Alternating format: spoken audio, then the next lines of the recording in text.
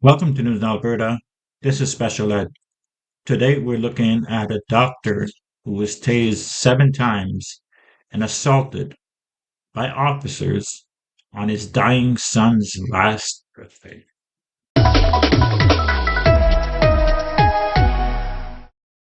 First tonight only on WLWT, tased 7 times, then cleared of any wrongdoing on the charges that led to the arrest. Good evening, I'm Cherie Palello. And thanks for joining us. I'm Mike Dardis. Tonight, a local man is fighting back after he says that he was tased by police at his son's birthday party. WLWT News 5's Brian Hamrick leading the way live with the action being taken tonight. Brian. Yeah, Mike, the doctor says he was stunned when police showed up, and within seconds of answering the door, he was thrown to the ground and tased so many times he had to be hospitalized.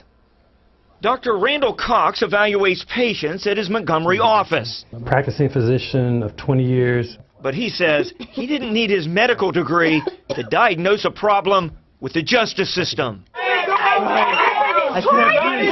This is cell phone video from December 2nd, 2012, the night he says he was shocked repeatedly by Blue Ash and Evendale police tasers. You can't breathe, Well, it was very bizarre. The main thing I can remember, it was very painful and I couldn't breathe.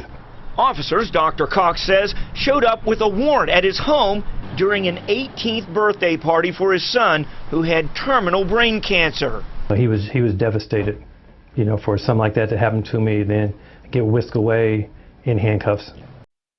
So this was all because of false allegations by his ex. Now, no review was done. They didn't investigate anything. They just took the ex's word as the gospel. After the arrest, Dr. Cox was hospitalized with a heart attack and kidney failure. He was taken to jail and charged with resisting arrest. Of course, there's going to be people saying, now what did this guy do to create a situation where police would have to tase you? I did nothing.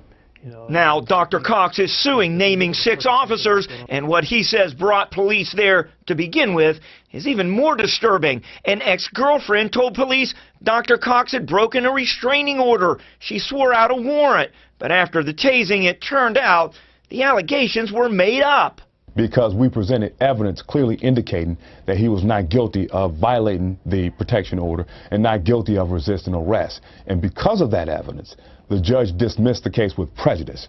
No one with Blue Ash would comment, but we found a use of force review cleared officers, saying the officers acted appropriately and in an objectively reasonable manner. Now, a federal judge will determine if Dr. Cox has discovered the ills of local police.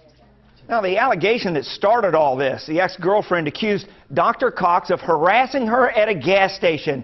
There was security video. Dr. Cox was not there. Cherie? Brian Hamrick reporting live for us. Brian, thank you. Dr. Cox also says that birthday was his son's last. He died a few months later. They call it a reasonable use of force when you shock a guy to the point where he has a heart attack and kidney failure. That's not proper use of force. As you could see, the guy wasn't doing anything really. He was on his stomach or on his back. He couldn't breathe. And some cop yells at him, "Oh, you can breathe."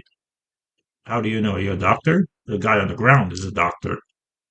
What do you think of this? Let me know in the comments. Do you think the ex-girlfriend should be charged here? I think she'd be charged and sued. Please like, share, and subscribe. Thank you.